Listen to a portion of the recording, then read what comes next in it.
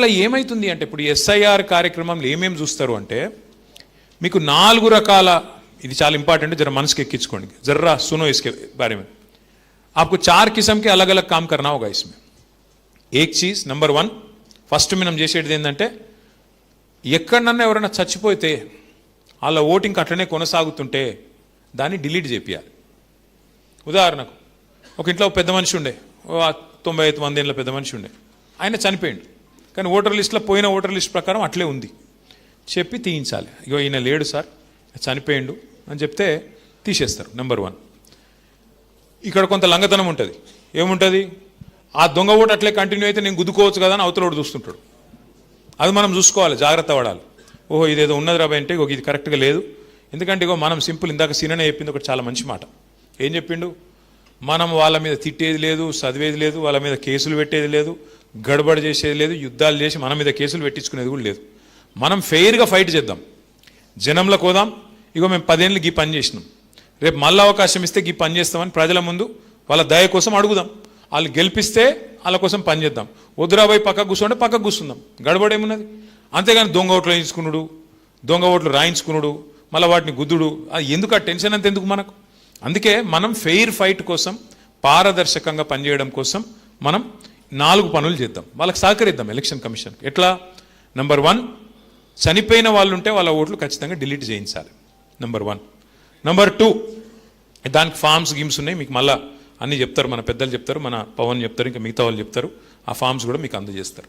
Number 2 ఇదివరకు లేదు, ఇప్పుడు 18 ఏళ్ళు నిండిన వాళ్ళు ఉంటారు పిల్లలు, మన ఇంట్లో పిల్లలు కావచ్చు, ఇంకోళ్ళు కావచ్చు 18 ఏళ్ళు నిండిన వాళ్ళు ఉంటారు, అలా కంపల్సరీ రాయించాలి। ఇగో మా పాపకు 18 ఏళ్ళు వచ్చినాయి, దయచేసి మీరు రాయండి, రిజిస్టర్ చేసుకోండి అట, ప్రూఫ్ అడుగుతారు, బర్త్ సర్టిఫికేట్ ఇవ్వాలి, జిహెచ్ఎంసీ వాళ్ళు ఇచ్చింది ఉంటుంది, చూపెట్టుకో 18 ఏళ్ళు బర్త్ సర్టిఫికేట్ అంటే ఓటు ఎక్కిస్తారు।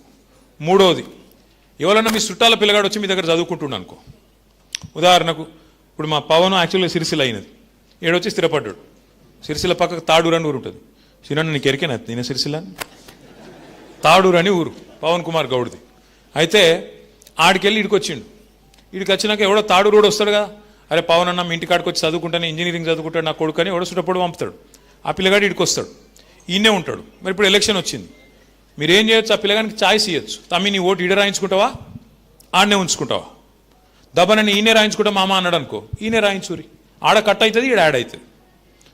మీకు తెలుసు, నేను చెప్పాల్సిన అవసరం లేదు, చాలామందికి మన రాష్ట్రంలో మన హైదరాబాద్లో 2 ఓట్లు ఉన్నాయి, ఓటు ఈడు ఉంటుంది, ఓటు ఊళ్ళో ఉంటుంది, పక్కన నేను చెప్పేది, ఇగో ఇప్పుడు అది ఎగిరిపోతుంది, ఆడనో ఎన్నో తెలుసుకోవాలి, నువ్వు హైదరాబాద్లో ఉండే మాట నిజమైతే ఇన్నే రాయించుకో, లేదు నేను తాడూరులో రాయించుకుంటా ఊళ్ళోనే ఉంటా అంటే ఆడనే రాయించుకో, అట్లా మీ ఇంట్లో ఉండే ఎవరైనా చిన్నపిల్లలు చదువుకుని అందుకొచ్చిన వాళ్ళు, వాళ్ళు చిన్నపిల్లలు కాదు చదువుకుని అందుకొచ్చి, మళ్ళీ చిన్నపిల్లలు అంటే టీవీలో వీళ్ళేం వేసి పడతారు, చిన్నపిల్లలకు ఓట్లు రాయించమన్నాడు అని చెప్పి అదో బాధ, అట్లా 18 ఏళ్ళు నిండిన వాళ్ళు ఉంటే, నేను అనలేదా చిన్నపిల్లలేని అంత టీవీ వాళ్ళు, 18 ఏళ్ళు నిండిన వాళ్ళు ఉంటే దబ్బన వాళ్ళు ఇక్కడికి వచ్చి మీ దగ్గర సెటిల్ అయి ఉంటే వాళ్ళ ఓట్లు కూడా మీరు రాయించవచ్చు। అట్లే 4వ పాయింట్ ఏంది, ఎవరన్నా ఇక్కడోళ్ళు మన దగ్గరికి ఎంచి ఇంకో దగ్గర షిఫ్ట్ అయినరు అనుకో, ఈడ ఉంటుండే, ఇదివరకు అమీర్పేటలో ఉంటుండే, అంతేనా అన్న, రాజేంద్ర నగర్ పోయి ఉన్నాడు, ఆడేదో కొత్తగా ఏదో ఉద్యోగం వచ్చింది దగ్గర అని చెప్పి పిల్లల స్కూల్లో అదో ఏదో అటు పోయిండు, ఇంజనీరింగ్ కాలేజ్ గాడు ఉన్నది, ఆడ చదువుతారు అడిగిపోయిండు,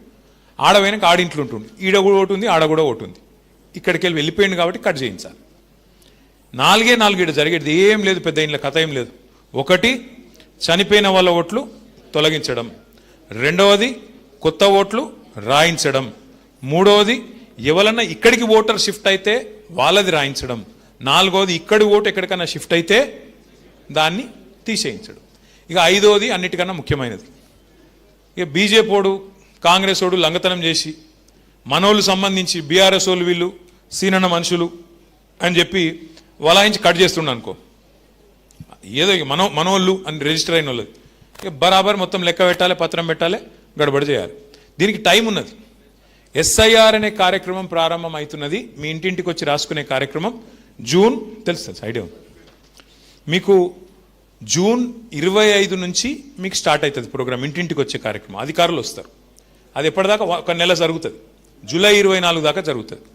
ఆ తర్వాత మీకు ఏమైనా అభ్యంతరం ఉందనుకో, आपको कोई एतराज़ है, आपको कोई चीज़ में आपको ऑब्जेक्शन है, तो आपको 2 महीने का टाइम है, जुलाई 24 से कब तक, अगस्त एंडिंग तक, अगस्त नहीं सितंबर तक ना, सितंबर एंडिंग तक आपको मौका है, सितंबर 25 तक आपको मौका है सबमिट करने का। फाइनल लिस्ट कब पब्लिश होता, అక్టోబర్ 1 అంటే మీకు 2 నెలలు టైం ఉంది ప్రోగ్రామ్ మొత్తం అయిపోయినాక. కాకపోతే దీనికంటే ముందు ట్రైనింగ్ ఉన్నది. ఏం ట్రైనింగ్ ఉంటుంది, ఇప్పుడు మేము కదా మీకు ఇవి ఇచ్చినట్టు, ఈ ప్రోగ్రామ్ ఇవి ఇచ్చినట్టు ఫ్యామిలీ మ్యాపింగ్ చేయండి, ఇంటింటికి పోండి.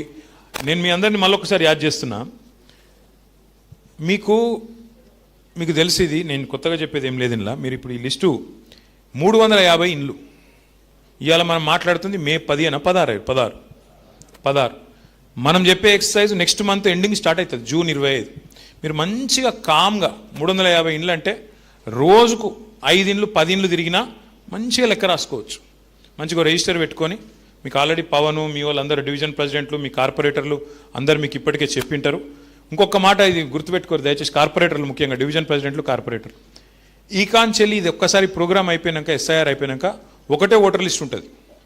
ఇక జిహెచ్ఎంసీకి అలాగ లిస్టు, అసెంబ్లీకి అలాగ లిస్టు, పార్లమెంట్కి అలాగ లిస్ట్ ఉండదు, ఇక ఒకటే లిస్టు. కాబట్టి చాలా ఇంపార్టెంట్. నెక్స్ట్ వచ్చే ఎలక్షన్ ఎవరది, మరి మీ ఇష్టం. ఇక డివిజన్ ప్రెసిడెంట్లు కార్పొరేటర్లు కావాలనుకుంటే వాళ్ళు, ఉరుకులాడాలనుకుంటే వాళ్ళు, సీనియర్ కంటే ఎక్కువ మీకు ఫికర్ ఉండాలి. శ్రీనివాస్ యాదవ్ ఎలక్షన్ మళ్ళీ ఇంకో 2 నెలలకు ఉంది.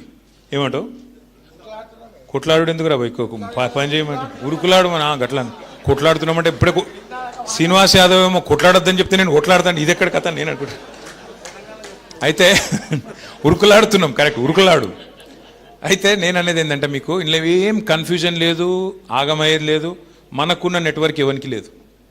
రాష్ట్రంలో ఈరోజు 36,500 బూత్లుంటే ప్రతి బూత్లో మనిషి ఉండే ఒకే ఒక్క పార్టీ బీఆర్ఎస్ పార్టీ మాత్రమే. మిగతా వాళ్ళు ఎట్లా అంటే గాళ్ళు ఎక్కువ, మాటలు ఎక్కువ, బిల్డప్ ఎక్కువ తప్ప కింద లేరు. ఇప్పుడు మీ సనత్ నగర్ ఎగ్జాంపుల్ తీసుకోరు, పేరుకు కాంగ్రెస్ అధికారంలో ఉంది, అసలు ఆ ఇన్ఛార్జ్ ఎవరికైనా తెలుసా, వాళ్ళు ఎవరు ఏంది ఏడికేంచి వచ్చారు ఎవరికి తెలియదు. మళ్ళీ ఏం పని పడ్డా కాంగ్రెస్ వాడు కూడా ఎవరి దగ్గర రావాలి, శ్రీనివాస్ యాదవ్ దగ్గరికి రావాలి. ఇంకోటి శ్రీనివాస్ యాదవ్ గారి గురించి ఒక 2 విషయాలు మీకు నేను చెప్పాలి. ఆయన మనిషి, నేను మిగతా నాయకులందరికీ చెప్తుంటాను, హైదరాబాద్లో బయట కూడా నిజంగా ఏదైనా ప్రోగ్రామ్ చేస్తే ఎట్లా చేయాలో శ్రీనివాస్ యాదవ్ గారిని చూసి నేర్చుకోవాలి. ఏ ప్రోగ్రామ్ అయినా కేసీఆర్ గారిని తీసుకొని పోయి మనం హైదరాబాద్లో మొత్తం రాష్ట్రంలో డబుల్ బెడ్రూమ్ ఇల్లు కట్టాలి అన్నప్పుడు ముగ్గు పోసింది ఎక్కడ, IDH colony, Sanath Nagar constituency. ఆడ కట్టినాక పెద్ద పెద్దోళ్ళు వచ్చారు, గవర్నరు, ఐఏఎస్ ఆఫీసర్లు, డీజీపీలు, చీఫ్ సెక్రటరీలు చూసిపోని గారు ఎట్లా కట్టిర్రా పోయాడు, ఎట్లా ఒప్పించారు అని. ఎట్లా చేసిరంటే శ్రీనివాస్ యాదవ్ గారి నాయకత్వం వల్ల బ్రహ్మాండంగా చేసుకున్నారు. రెండోది, మీకు ఆయన గురించి ఒక 2 విషయాలు మీకు తెలియని చెప్పాలి. దగ్గరగా ఇద్దరం పనిచేసినాం 9.5 ఏళ్ళు మంత్రులుగా.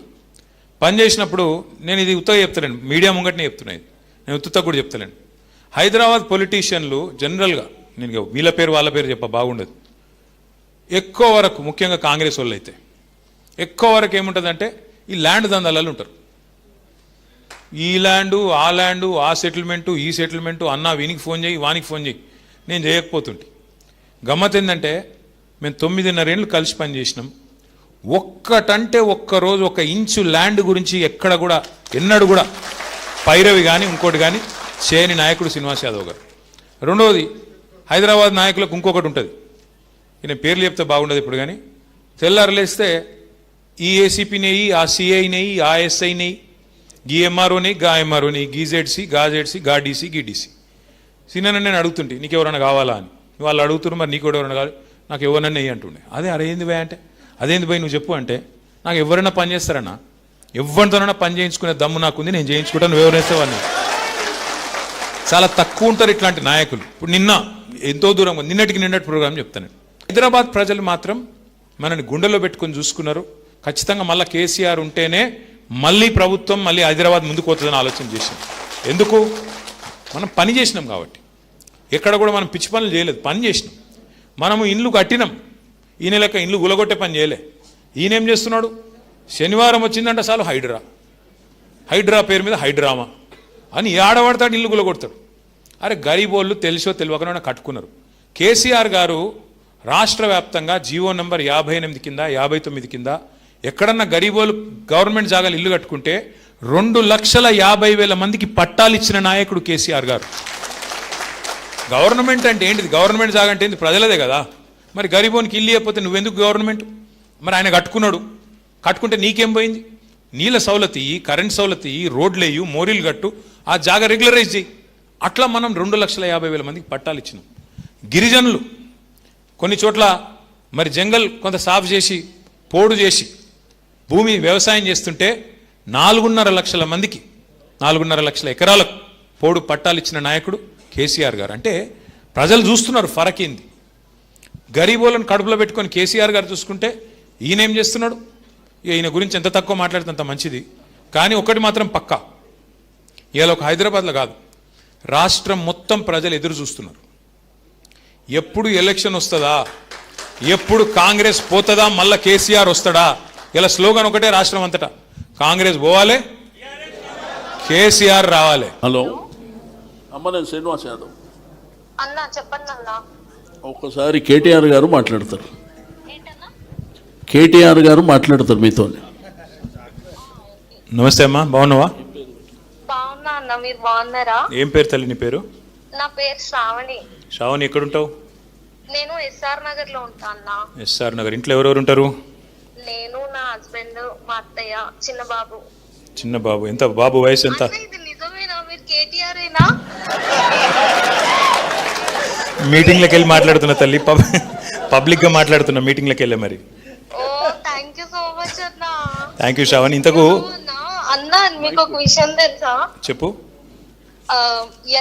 ఎప్పుడైనా సరే మీకు నేను పెద్ద ఫ్యాన్ అసలుకి. మీ మాటలు థ్యాంక్ యూ బేటా, థ్యాంక్ యూ శ్రావణి. నీకు ఏమైంది? ఎందుకు చేసినావు సీనా నాకు ఫోను శ్రావణి?